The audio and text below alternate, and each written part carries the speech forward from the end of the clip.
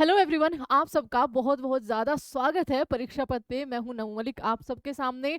और इस वीडियो में हम बात करेंगे कि वक्फ एक्ट जो बनकर आया था, लोकसभा में पास हो गया, राज्यसभा में पास हो गया, आपका राष्ट्रपति जी ने अपनी सहमति उस पर दे दी और वो एक एक्ट बनकर हमारे भारत में कब लागू होगा ये तो अभी कुछ तय नहीं है, क्योंकि इस एक्ट के खिलाफ जो इसमें संशोधन लाए गए थे, कुछ संशोधनों के खिलाफ जो है बहुत सारी याचिकाएं सुप्रीम कोर्ट में दायर करी गई। ठीक है, उसमें जो हमारे मौलिक अधिकार भारतीयों को दिए गए हैं, बहुत सारे मौलिक अधिकारों का उल्लंघन बताया गया। किस किस मौलिक अधिकार का उल्लंघन बताया गया, यहाँ पर हम जानेंगे क्या क्या दलीलें जो हैं वक्फ कानून की तरफ से जो पैरवी कर रहे थे उनके द्वारा, जैसे कपिल सिब्बल हो गए, मनु सिंघवी हो गए, और जो दलीलें आपके केंद्र सरकार की तरफ से जनरल गए थे, सॉलिसिटर जनरल तुषार मेहता, उनके बारे में भी हम देखेंगे। और सुप्रीम कोर्ट ने क्या बोला है इस पूरे एक्ट पर, उसके बारे में भी हम चर्चा करेंगे कि क्या फटकार लगाई है एक तरीके से। सबसे बड़ा आपका जो चेंज था जिसमें सुप्रीम कोर्ट ने बोला है स्पेशली, वो बोला है कि आपका जो इसके लिए एक कमेटी बनाई जाएगी भाई, कि उसमें मतलब रख रखाव के लिए या फिर इनकी पूरी जांच के लिए, कि उसमें आपकी 2 महिलाएं भी होनी चाहिए और 2 नॉन मुस्लिम लोग भी उसमें मेंबर भी होने चाहिए। तो इस पर एक सुप्रीम कोर्ट ने बड़ी बात कही है। उसके अलावा कुछ धार्मिक अधिकार जो अल्पसंख्यकों को दिए गए हैं या हमारे मौलिक अधिकार हैं उनके, उनके बारे में भी बात कही गई है। तो एक बार चर्चा करते हैं कि एक्चुअली में हुआ है क्या है। आप सबको पता है कि कुछ दिन पहले ये एक्ट बनकर या फिर ये बिल जो है वो पेश किया गया था, लोकसभा में पास हो गया, एक्ट बन गया, क्योंकि राष्ट्रपति के हस्ताक्षर के बिना आप सबको पता है कि कोई भी बिल आपका एक्ट बनकर नहीं आता है। लेकिन ये सब हो गया, इसके खिलाफ आपकी 120 से ज्यादा याचिकाएं जो है वो सुप्रीम कोर्ट में दायर करी गई थी। उन पर आपकी सुनवाई हो रही थी। आखिरी जो सुनवाई होगी वो 5 मई को होगी, जो आखिरी आपका फैसला आना है। लेकिन उससे पहले सुप्रीम कोर्ट के जो हमारे 51वें सीजीआई हैं, उन्होंने क्या क्या टिप्पणियां की है, संजीव खन्ना जी ने। आप तब तक हमें ये बता दीजिए 52वें सीजीआई भारत के कौन बनेंगे। देखिए, वक्फ संशोधन कानून पर गुरुवार को, ठीक है, गुरुवार को सुप्रीम कोर्ट में दूसरे दिन करीब 1 घंटे सुनवाई हुई। कोर्ट ने केंद्र सरकार को जवाब दाखिल करने के लिए, ये इंपॉर्टेंट है, ठीक है, कोर्ट ने केंद्र सरकार को जवाब दाखिल करने के लिए 7 दिन का वक्त दिया है। ठीक है, 7 दिन का वक्त दिया है। सरकार के जवाब के बाद जो याचिका करता है, 5 दिन में जवाब देना होगा। ठीक है, जिन्होंने याचिका डाली है इस बिल के खिलाफ, ठीक है, 5 दिन में उनको जवाब देना होगा। अगली सुनवाई जो है वो 5 मई को दोपहर 2 बजे होगी। ये भी लाइव आपका चल रहा था, तो ये भी जहां तक है मेरे हिसाब से लाइव ही होगी। सुप्रीम कोर्ट ने कहा कि कानून के खिलाफ दायर 70 से ज्यादा याचिका, आगे बहुत सारे आर्टिकल जिसमें 100 से 120 से ज्यादा याचिकाएं जो आपकी दायर करी गई थी, याचिकाओं की जगह, ये मोस्ट इंपोर्टेंट है, इतनी सारी याचिकाएं कि इतने सारे पेजेस हमें नहीं पढ़ने, ना हमारे पास इतना वक्त है। हम केवल यहाँ पर 5 याचिकाओं को ही दायर करेंगे, उन्हीं पर सुनवाई होगी, जो आपके मेन मेन पॉइंट होंगे। ठीक है, क्योंकि उन्होंने कहा है कि संसद के पास अगर शक्ति है कि वो कोई कानून बना सकती है, तो हम उनको रोक नहीं सकते। उनमें जो आपको डिफॉल्ट लग रहा है, हम केवल उन पर सुनवाई कर सकते हैं। अच्छा, सुप्रीम कोर्ट ने केंद्र का जवाब आने तक वक्फ घोषित संपत्ति पर, जो कि हमारे भारत में थर्ड लार्जेस्ट लैंड जो है वो कवर करते हैं, रखते हैं अपने पास, यथास्थिति बनाए रखने को कहा है कि इसमें अभी कोई चेंज नहीं होगा। तब तक सरकार को 3 निर्देश आपके ये मानने होंगे। सुनवाई के दौरान केंद्र सरकार ने नए वक्फ एक्ट, जो अब एक्ट बन चुका है, के प्रावधानों पर रोक लगाने के कोर्ट के प्रस्ताव का कड़ा विरोध किया है कि आप बिना जाने इस पर सीधा रोक लगा दे रहे हो। सिर्फ कुछ याचिकाओं आपके यहाँ पर दायर करी गई है, उनके बेसिस पर ये कहा है, ठीक है, केंद्र सरकार ने। सॉलिसिटर जनरल तुषार मेहता ने कहा, संसद से उचित विचार विमर्श के साथ पारित कानून पर, और आप सबको पता है कि हमारे भारत में कितने बड़े लेवल पर आपके इसके खिलाफ प्रदर्शन भी हो रहे हैं। आपने बंगाल की घटना जो है वो जरूर सुनी होगी, वेस्ट बंगाल की। कानून पर सरकार का पक्ष सुने बिना ये बोला गया केंद्र सरकार की तरफ से, आपका रोक जो है वो नहीं लगाई जानी चाहिए। सुप्रीम कोर्ट के जो आदेश है उनकी 3 सबसे बड़ी बातें ये है बच्चा, कि वक्फ बोर्ड पर केंद्र के जवाब तक वक्फ संपत्ति को आप छेड़िएगा नहीं, वो बिल्कुल ऐसे ही रहेगी स्थिति जैसे पहले थी। कोर्ट ने वक्फ घोषित संपत्ति डिनोटिफाई नहीं होगी। वह वक्फ बाय यूजर, अब वक्फ बाय यूजर होता क्या है इसके बारे में भी हम जानेंगे, हो या फिर वक्फ बाय डीड हो इसके बारे में हम जानेंगे कि ये होता क्या है।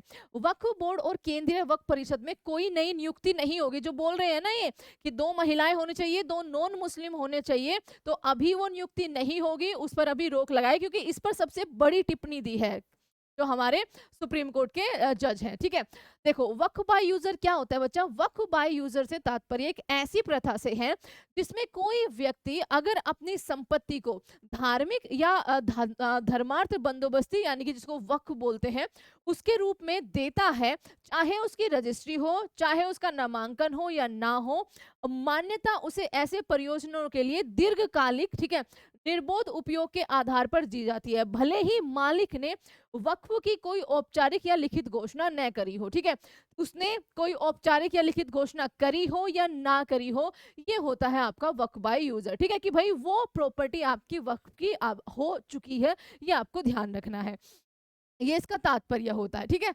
अच्छा अब सुप्रीम कोर्ट, ठीक है, क्या क्या बोले हैं एक बार इसमें भी देखेंगे हम ये सारी चीजें। सुप्रीम कोर्ट ने बोला है आपको कानून के इतिहास में जाना होगा, लाखों सुझावों के बाद संशोधित कानून बना है, ऐसे कई उदाहरण है। ये आपका केंद्र सरकार की तरफ से बोला गया है, ये आपको ध्यान रखना है कि केंद्र सरकार का मेन मुद्दा अभी के लिए ये था, खैर उन्होंने 7 दिन का वक्त जो है दिया गया है जवाब देने के लिए। उनका मेन मुद्दा ये है कि कोई भी कानून या कोई भी बिल आपका जब संसद में आता है तो उसमें बहुत सारे सुझाव दिए जाते हैं, बहुत सारे तर्क वितर्क किए जाते हैं, उसके बाद ही वो लोकसभा या राज्यसभा में प्रेजेंट किया जाता है, वो वहां से पास होता है, फिर उस पर राष्ट्रपति के हस्ताक्षर होते हैं। तो इन बिल को जो इतने सारे सुझावों के साथ, इतने सारे संशोधनों के साथ लाए जाते हैं, एक्ट बनाए जाते हैं, इनको चंद याचिकाओं के दायरे में रहकर ऐसे रोक नहीं लगाई जानी चाहिए, ये केंद्र सरकार ने बोला था। ठीक है, अब इसमें कई सारे उदाहरण वक्फ को लेकर क्या थे जो संशोधन आपके हुए हैं, कि जिनमें पूरे के पूरे जो गांव हैं उनको वक्फ संपत्ति घोषित कर दिया गया था। तो इन्होंने लिखा हुआ है कि वक्फ के रूप में आपका हड़प लिया गया था, कई निजी संपत्तियों को वक्फ में ले लिया गया। इस पर बेंच ने कहा कि हम नहीं कह रहे कि ये सही था, हम इस पर कोई अंतिम फैसला नहीं दे रहे हैं, हम इस पर कोई अंतिम निर्णय नहीं ले रहे हैं। टीजाई खन्ना जी ने बोला कि यह एक विशेष स्थिति है, हमने कुछ कमियों की ओर इशारा किया है। ठीक है, जैसे मैंने अभी बताया आपका सबसे जो नियुक्ति वाली परिषद में जो नियुक्ति वाली कमी है, कुछ सकारात्मक चीजें भी हैं इसमें। हम नहीं चाहते कि इतना बड़ा बदलाव किया जाए कि पक्षपारों के अधिकार जो है वो प्रभावित हो। 5 साल से इस्लाम मान रहे हो जैसा प्रावधान भी है, लेकिन हम उस पर रोक नहीं लगा रहे हैं। कोर्ट आमतौर पर कानूनों पर रोक नहीं लगाते, लेकिन व्यक्तियों के अधिकार, ठीक है, व्यक्तियों के अगर मौलिक अधिकारों का उल्लंघन हो रहा है तो उस पर सुप्रीम कोर्ट जरूर बोलेगी, या आर्टिकल 32 कहता है। अब देखिए, कोर्ट इन 5 मुख्य आपत्तियों पर सुनवाई करेगा, चाहे कितनी भी याचिका हो, लेकिन ये 5 मुख्य आपत्ति होंगी। कौन कौन सी? सुप्रीम कोर्ट ने कहा है कि 110 से 120 फाइलें पढ़ना संभव नहीं है, ऐसे में 5 पॉइंट तय कर लीजिए, सिर्फ 5 मुख्य आपत्तियों पर आपकी सुनवाई होगी। सभी याचिकाकर्ता मुख्य बिंदुओं पर, याचिकाकर्ता जिनके वकील आप सब यहाँ पर लिखे हुए हैं, कपिल सिब्बल, राजीव धवन, अभिषेक मनु सिंघवी, सीयू सिंह, ये सारी दलीलें रख रहे हैं इसके खिलाफ में, और तुषार मेहता है कोर्ट केंद्र सरकार की तरफ से।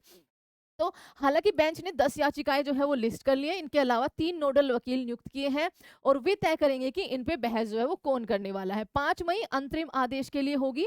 कोर्ट ने मामले का क्लोज टाइटल बदलकर, ठीक है, उसका क्लोज टाइटल बदल दिया है, आपका यहाँ पर इनरे वक्फ अमेंडमेंट एक्ट रख दिया है इसका नाम। अब इसी नाम से जितनी भी याचिकाएं हैं आपकी वो लेंगे, इसी नाम से वो लेंगे, इसी नाम से आपकी इस पर बहस होगी। ठीक है, इसमें कौन कौन है? इसमें जस्टिस खन्ना है, जस्टिस पीवी संजय कुमार है, जस्टिस केवी विश्वनाथ है, जो बेंच इस पर आपका फैसला सुनाएगी। अब ये 3 बड़ी बातें हैं। अब जो हमारा मेन मुद्दा है कि भैया जो हमारे मौलिक अधिकार बताए जा रहे हैं कि अल्पसंख्यकों के इस वक्फ कानून आने के बाद वे मौलिक अधिकारों का उल्लंघन होगा, तो ये है आपके आर्टिकल नंबर 14, ठीक है, 15 और आपका यहाँ पर 25 आपके लिए होमवर्क क्वेश्चन होने वाला है, और आर्टिकल नंबर 26 जो मैंने आपको कल क्लास में भी बताया था।